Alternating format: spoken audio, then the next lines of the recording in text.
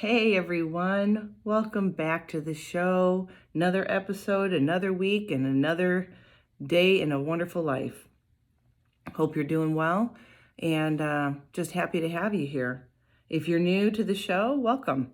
I'm Angie, and a quick rundown. I am an above knee amputee and always looking for ways to share my journey with you so that we can kind of work together to get through this journey called life. Today, I thought that I would approach challenges. It's a big topic. It probably could spend a whole year on challenges in amputee life, but I also talk to you about just challenges in general. And I thought that today, using a personal journey I'm going through right now, that I would talk to you about my first day in the 48-mile Ruck March Challenge. So for those of you that don't know what that is, it is through Mission 22, which helps raise funds and awareness for veteran suicide. And although I did not serve, it is not why I'm an amputee, and nobody in my immediate family served, I did have a couple cousins who served, and it is near and dear to my heart, not to mention I'm American. So I would support our men and women who have served and helped our country be as great as it is. That being said, I'm also one that is pretty type A and love a challenge. And if I think it will also benefit me physically, then I'm all in. So the reason I laugh is because about 2-3 weeks ago, this challenge came across my social feed. And I was like, 48 miles in a month, I can do that.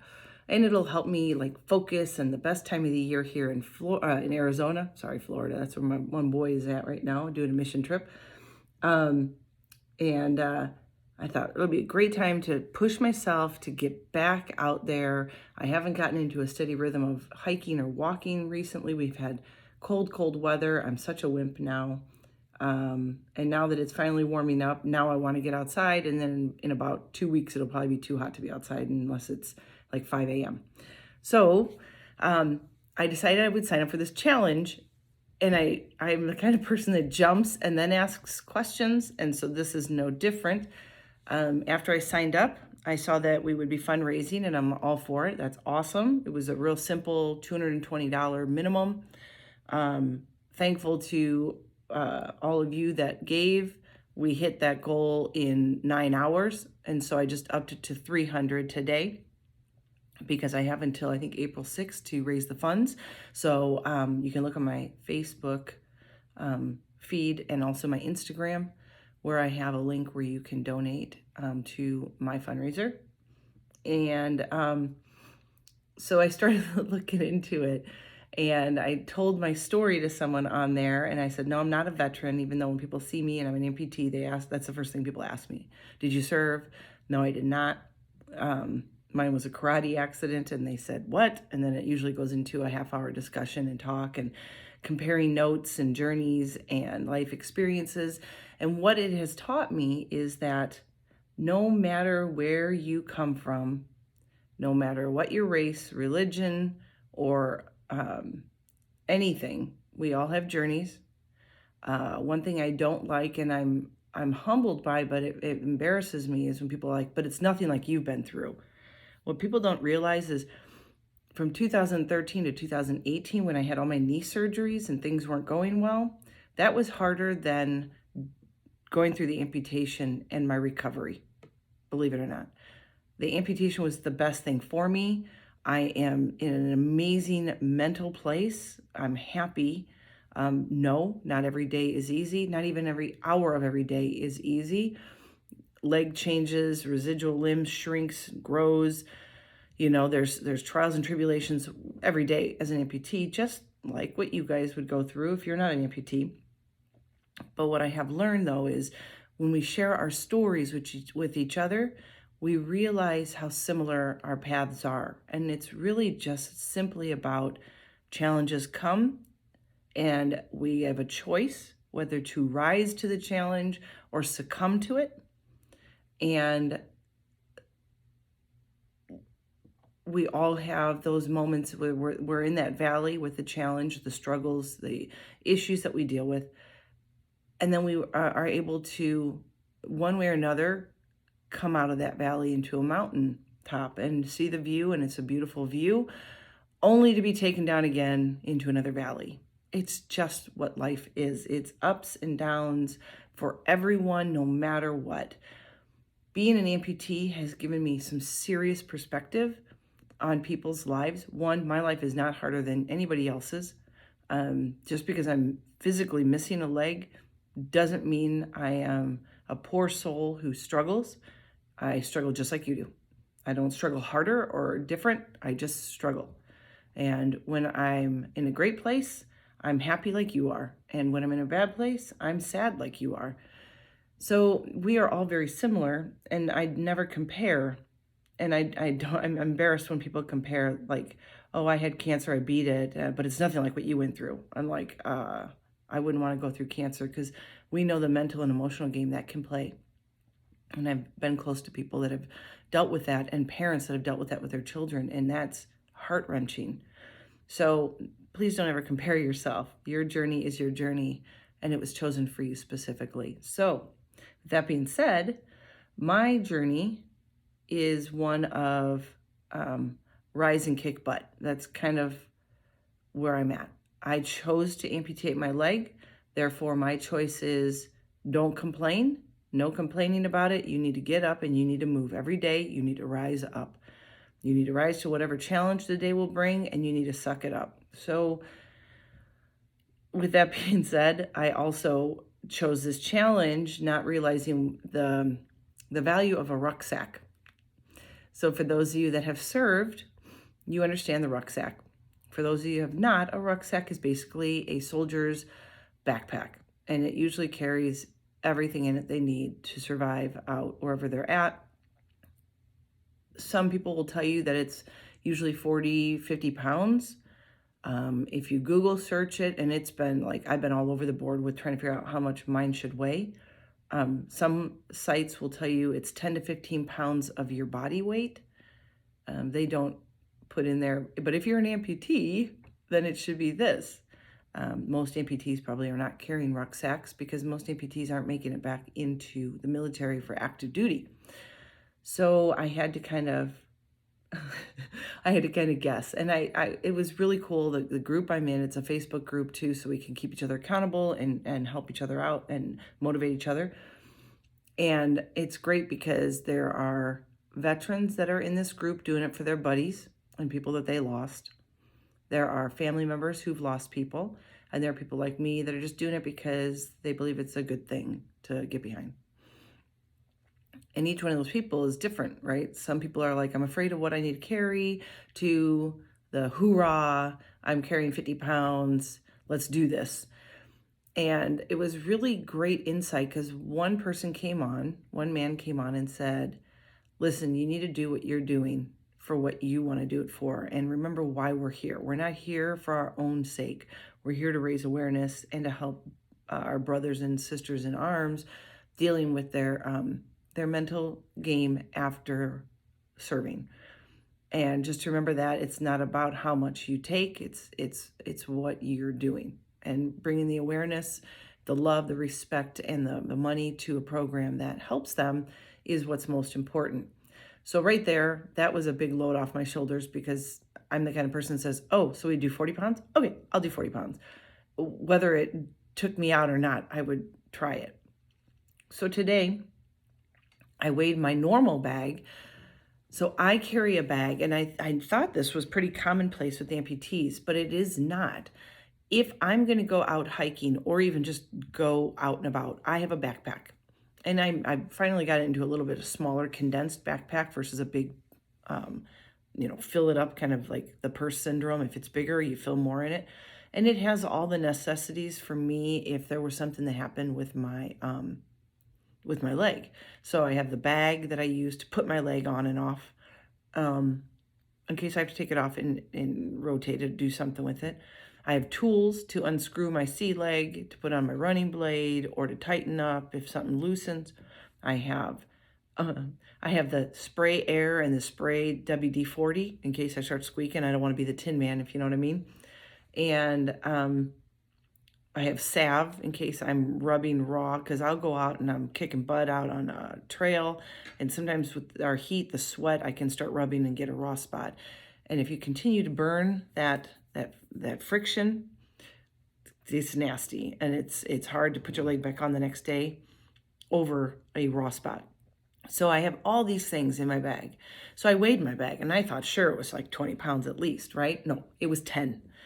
And I'm like, well, 10 I can do. That's not a problem. But I've already done 10, so we're going to up it. So I'm going to get a 10-pound barbell or dumbbell, and I'm going to throw that in my bag. Well,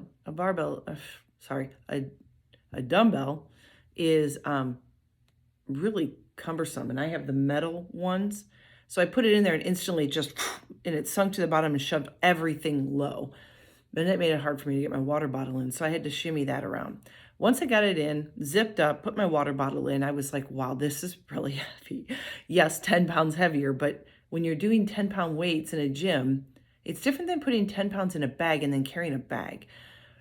And so today was March 1st. This challenge goes March 1st through the 31st. That's why it's the March challenge. Not like March, I don't think, but it could be a double entendre, I don't know.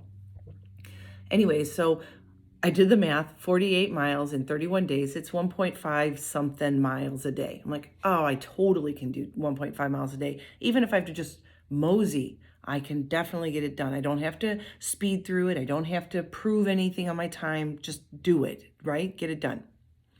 So I put my bag on, and I never go out without my dog. So I got 2 dogs. One's a pup. And she's all over the place, still getting leash trained, and she is literally all over the place. I have to watch her because her leash can get around me and trip me up. So it's good because my focus was more there than how much was on my back. And I will tell you right off the bat, the weight doesn't bother me. Like, I lift and I work out all the time. Weight-wise, not a problem. But that weight change of 10 pounds and me pushing into my socket was huge. And I knew it before I got to the top of my driveway, which was not a good thing because usually you want to not feel it until you're like a half a mile in or so. And I barely made it to our gate. And then I got to the street outside of our gate and I was like, oh my gosh. I had to stop there because I was having adductor issues. And man, the pain I get in my adductor, and I still have not figured that out and why that happens on certain days. But if I just walk in the streets, that constant pounding on cement can do me in mentally. It ruins my mental game. I'm just giving up. I don't want to even deal with that. I'm going to turn around and go back. And that's where I was. And I thought, oh my gosh, 48 miles of this? If I even just 1.5 miles today, 1.5 miles every day, I can't even get 0.2 miles right now without the pain. So then I started realizing, okay, this is definitely a challenge. And I said, you have 2 options here. You can turn around and quit, or you can go see what you're made of. And if you know me, I figured out what I was made of. But there was some sweating, there were a few tears, and there was a few breaks in between in the 1.5 miles. So, if I had 2 legs and 20 pounds on my back, 2 miles would be nothing. 1 mile, 1.5 miles would be nothing. But when you start changing your gait because the pain of pushing down inside your socket is hurting the bottom of your limb, and then you start flaring up different tendons and they start hurting, and I'll tell you what, it can drag you down so fast. And that's when I realized that when we are pushed to our full brink of breakdown, that is when we start to rebuild ourselves and find out what we can be made of and what we are made of, right? Maybe you've been there. Think of a time where you just felt like you couldn't do any more. And it doesn't have to be a physical feat. It could be emotionally, you can't handle what's happening anymore. Or mentally, you are strained and you can't you can't get out of your own head and out of your own way. And you just want to throw in the towel. Well, I hit that about 4 or 5, 6 times on this trip of a 1.5 miles around our neighborhood. Saving graces were remembering why I was doing what I was doing, taking that spotlight off of me, having my dogs, which was a good and bad. There was times when it frustrated me beyond belief that they were tangling up all the time. And yet there were times when if my pup saw another dog come by or people, she would get all excited and want to run to them. And so she'd be trying to run and pulling me at the same time. And I'm like, yeah, I'm not running. And so that would make me laugh, and which would then lighten the load in my mind. The other thing was I find that talking to people, and I'm not one that usually goes out hiking or walking looking for a conversation, but I truly believe that people are brought in to help us when we least expect it. And there was a lady, and I had my headphone in, and I hear her go, well, let's ask if we can play. And I knew she had a puppy. And we were walking through the neighborhood, and I finally just decided to stop. And we just sat there and chit-chatted, the dogs. It was a good distraction. And then the next thing I knew, when I started walking again, that adductor pain was not there, flaring up anymore. And I was like, yahoo, because that right there is disabling to me. Like, I really struggle with that. It's a very intense pain, and I can't explain it. And I've explained it to my prosthetist so many times, and we can't figure out what causes it. I'm not tight in there in my socket. It's up higher right above the edge of my socket, but there's something that's below that's pushing in when I move and tighten that must be banging against the wall that's straining it. I don't know. So we got around and about, and then we got to another area where I was able to sit. And I don't normally sit, I'll stand, and that's perfectly fine. But this time I sat because I knew the dogs probably needed water. It was starting to heat up here. So I stopped and gave them some water and put everything back on because I didn't want to take my pack off, but I did. Got it back all together and swung it back on my back. And then I had the worst part of the trek coming, which was a 2-lane road with a couple little roundabout things to slow traffic in the neighborhood, with extreme highs and lows, like very mountainous, like valley, hill, valley, hill, valley and going up was hard with the pack, but going down and not beating the snot out of my legs was really hard. So that was really tough. And then it was just the little bit of the leg home. Well, I will tell you, I did 1.6 miles. So I'm proud of myself there. I'm trying very hard not to think that I have like 26.5 miles still to go for the month, but that's when you sit there and you go, okay, that's the ultimate goal. Just remember that little by little, you'll chip away at this, and that's what makes it a challenge, because it's not just a one and done. I've got to try to repeat this every day for 31 days. The part that excites me is I cannot wait to see physically how much I get into shape. But after today, I realized that there's going to be a mental war going on within me, and I am hellbound, determined to win that mental game. But it will not be easy. Like I said, by the time I got back, I did a video really quick and posted up on my social media, and I got into tears because in the midst of it, the fear of quitting and failing was real. And I was mad at myself for going down that route with my head, and that I allowed that negativity into my head and my headspace. And I just wanted to let you know that it happens. It happens. It's what you do to dig in, and you go deep, deep within yourself and really figure out who you are, who you want to be, that helps you get through those moments. And like I said, we all go through them.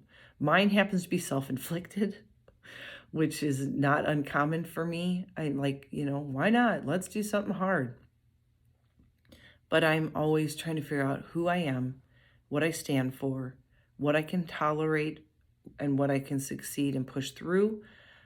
And I usually love what I find on the other side of that challenge. today I was so proud of myself. I was happy that it was done for the day. Little anxious about tomorrow, but I won't go there because tomorrow is not promised, right? I live for today. And I think to myself, I did it. I did it, and it's done for today. So that's a win. That's a win in my book. But I thought, you know what? I had different thoughts in my mind on how I wanted to handle this week's podcast. And I just thought, I know so many of you out there that have told me that you're challenged with so much. Mine is a very physical challenge. Like, you can see that there's something different about me versus the normal human being. I have a metal leg, a plastic leg. I got really cute dolphins and horses on my socket, decorated up real pretty. Like, I kind of walk with a little bit of a different gait. And some of you out there, I know, I've talked to you. You have invisible pain. You're the one that people judge when you park in a parking lot closest spot that you can because you have a handicap spot, but you don't look physically handicapped. And that's a shame. That's where our thoughts go, and that we feel it's our obligation to condemn those kind of people without knowing who they are, just based on what they look like. Again, that's a sad state of our world, that we base people on what they look like. And all I can say to you is fight. Fight for it. Rise up to the challenge, no matter what the challenge is that day. Fight for what you want. Fight to build your character. We do not change. We can't expect different results if we continue to do the same thing. So yes, there are days when you just have to throw in the towel and say, not today. And I get that. I've done that. There's times where the pain is too great and I am not mentally strong enough at that moment to care. And I just say, tomorrow, I'll do tomorrow, I'll try tomorrow. And I promise myself that I will go back to whatever challenge I was facing that I couldn't get through. And that's okay to do that, as long as you don't get stuck in that spot and never take the challenge. Amputees, if you're listening, to you that don't want to put your leg on or your arm on, okay, I can only speak to the leg population because that's where I'm at. So I try to be real in that. I don't mean to exclude anybody with an upper limb difference, but I only know lower. And I don't want to take away or presume that I know what you go through if you're an upper limb difference person. But for those of you that are lower limb, above knee, below knee, double, whatever you are, I know it sucks putting on your leg. I know some days are good, some days are great, and some days are just horrible. It's the only way we can get through is by just doing it, putting it on. It doesn't belong in a corner. It's a very expensive, probably a pretty nice leg. You deserve to wear it, and you deserve to find out what you're made of. And you should try to figure out what you're made of. You should put it on, and you should give it your best go, even if it doesn't feel great. Now, I'm not saying rub yourself raw and beat it up. You have to know when medically you've gone too far. But if you are not liking the discomfort or the tingling sensation maybe you get here or there, I understand that totally. And it does. If I think about it and I sit around and I dwell on it, I realize that my leg is uncomfortable all day long. All day long. It's never, because it's not normal. It's not normal to have something suction to your upper leg or your lower leg and be stuck on you and you having that rubber liner or straightened skin. It's not normal. It isn't going to ever feel normal because it's not. The sooner you realize that, the sooner you can enjoy your life, because once you realize that this is about as good as it's going to get, you can start making everything else count more. Instead of focusing on this leg, I focus on my dogs and enjoying them. I focus on getting fit where I can. I focus on my friendships and getting out and doing stuff. And I focus on my family most of all, so that I know that I have a purpose there. And that's not as an amputee, but as a mom and a wife. And so all I can say to you is give it a shot. Get out there and try. If you don't try, you'll never know what you're capable of. And you would be surprised that through tears, blood, sweat, whatever you go through, at the end, if you can make it through, you're going to be really proud of yourself, and you're going to be ecstatic on what you've accomplished. And then you're going to realize the sky's the limit. You were the only limiting factor. What was going on up here in your head was the only thing that really limited you. That's what stops people from being great. We allow our thoughts to rule us. We talk negatively to ourselves. Well, you can't do that. That's too hard. That's meant for two-legged people. That's meant for, physically fit people. You do not have to be, this challenge I'm doing, you don't have to have 2 legs or 2 arms. You don't have to be physically fit. You just need to have a passion for something else and a drive to do something greater and outside of you, and pushing yourself out of a comfort zone. And that was my first time I did a virtual race as an amputee. I was like, I don't know if I belong here. I was the only amputee in that social media group with hundreds of people from all over the world. Now some of them are my best friends on social media. I can't wait to meet them in person someday if we travel. And we just helped each other out. And then I realized that a lot of them looked to me as, they were maybe couch potatoes, and they decided to try this challenge, and they saw me and said, well, if an amputee can do it, I got to be able to do this. I have to be able to do this. Not that it diminished who I was, but I'm glad that that lights a fire under other people. If I can do this with one leg down on y'all, then I was hoping that maybe it would stimulate you that are struggling with your physical or mental well-being to get out there and do something. Because you know what? Not only did I push myself physically and mentally out there, being outside in the sunshine and the warming up weather and the cool breeze and listening to the birds, my heart was happy. Even though there were times where I was feeling succumbed to pressures to quit and to draw in and throw in the towel and to feel defeated, I knew that if I could just do another few steps, and then another few steps, and then get to this point and get to that point, that I eventually would get myself back home. And then when I sat down there and had a big old cup of water, I could sit there and revel in the fact of what I'd overcome. And it was like, it stung. It was hard. When I got home and I kind of took that backpack off, and I took a deep breath, like tears, because I just realized what I'd accomplished. And I don't know if anybody really would understand what I've accomplished.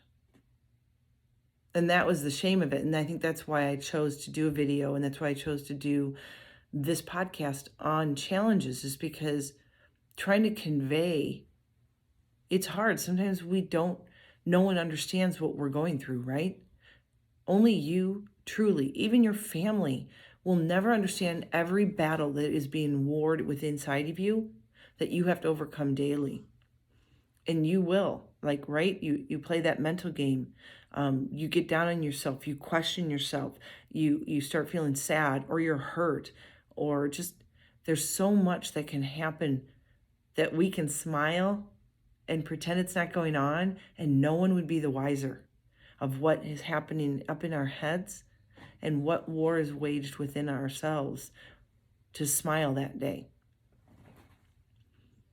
But that is the way to get through.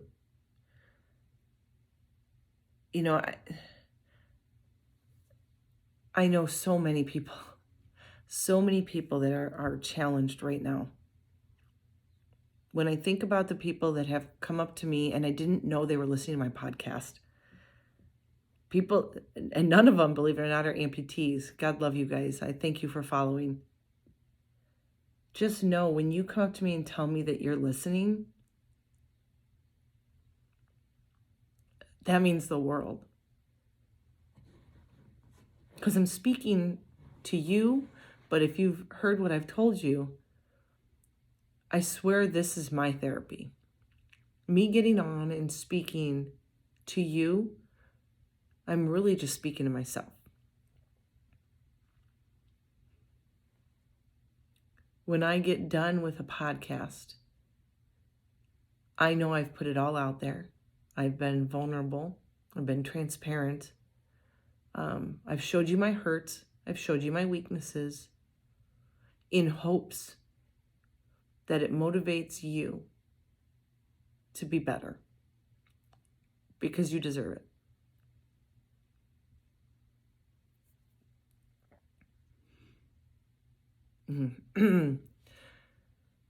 So for those of you that continue to listen, know that you're always in my heart and my prayers. You're not alone. I'm hoping the best for you. I really do. I hope you find a happiness and a joy in your life that is worth the challenges that you face. And to know that we do fight alone a lot of the times, but you don't have to go it alone if you reach out to the people that understand a little bit more. You know, everybody needs that one friend that's kind of going through something similar. You know, I have one of those friends, and her journey and my journey are not the same at all. But the fact is we also understand that sometimes you just need to talk it out, and you don't want someone to try to fix it, right? Sometimes you just want to be heard, and for someone to say, I'm sorry you feel that way, and I'm sorry you have to go through that. So many people try so hard, and God love you all. You try to help us by giving us solutions. And I don't want to even for 1 second believe that I'm giving you any kind of solution, but I am hopefully using my personal journey, and that'll give you keys to your own success. If I tell you what I've gone through and what I do to get through it, it is me indirectly kind of giving you some information, right? So that you can deal with whatever it is that you're challenged with. So with this podcast and bearing my heart, I want you to know I'm grateful for each one of you that tells me that you're listening, that you liked what you heard, that you like that I'm transparent. I won't change it because, like I said, really, this is my therapy. So I do all this talking, and yeah, I probably could just do this on my own, sit at home and talk to myself. But there's something real about knowing that it goes out to however many people want to hear it. You know, it's out there for the millions, right? Anybody that needs a boost, or if my title catches your eye and you decided to listen today, then maybe you'll go back and you'll listen to some of the other ones. And for me, that's a challenge in itself, is sharing my life, really sharing the real side of me, is a bit scary. And I've decided never to go back and edit and stuff, because I want you to see who I am for real, not edited and made all pretty and everything. It is who I am, like me, the way I look right now. I did that 1.5 miles today. I was sweating and I was in pain. And you get the backwards hat and the stringy hair. This is me. I didn't get myself all prettied up so that I could look nice for my YouTube channel video. This is me. And I just wanted to be real. Now, at the end of all my episodes, I always go into a call to action. And I'm not even sure how I want to approach this one. I imagine each one of you could tell me that there's a challenge in your life right now. And if you've done any of my call to actions before, you might have a vision board. You might have sayings up on your mirror that are positive talk.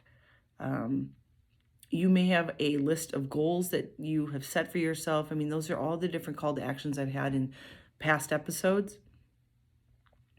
But I think what I would like to do is maybe have you step outside your challenge.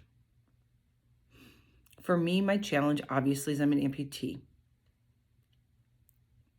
And instead of sitting there dwelling on the amputee part, I found the challenge to do my 48 miles. I wanted you to challenge yourself. I want you to see what's holding you back. Maybe it's physical, mental, emotional, I don't know. And I want you to find a challenge, something that would take you out of your comfort zone and give you a different outlook, a different vantage point. I would challenge you to find a worthy nonprofit group to support. Let's make that the challenge. And I think that if you find somebody else to do something for, whether it's animals or St. Jude or the Mission 22 like I'm doing, I love Romp Range of Motion Project. Find, Heart Association, whatever it is that you maybe are touched by personally or your own self, whatever you're dealing with, and maybe do some sort of fundraiser challenge where, maybe it's best that you get out and you're walking every day, but you really struggle because you just can't get out of your own head. It doesn't have to be an extreme challenge, but maybe you put out your own fundraiser that says, you know what, I'm going to try to get out every day, and even if it's a half a mile, and you say, I'm going to do a half a mile every day in honor of or in memory of or for this group, would you help me by fundraising? Put it out there. I found that when I was on my own and battling my own little demons inside, that I really pushed and dug down deep to realize what I was there for. And it wasn't me, it was for Mission 22. And I can do it for them because of everything that those veterans have given to our country. So, your challenge, find a challenge. Your call to action, find a challenge. And I pray that you're doing well this week. I hope that you find happiness and a joy in your heart. And remember, you're not alone. And as always, be healthy, be happy, be you.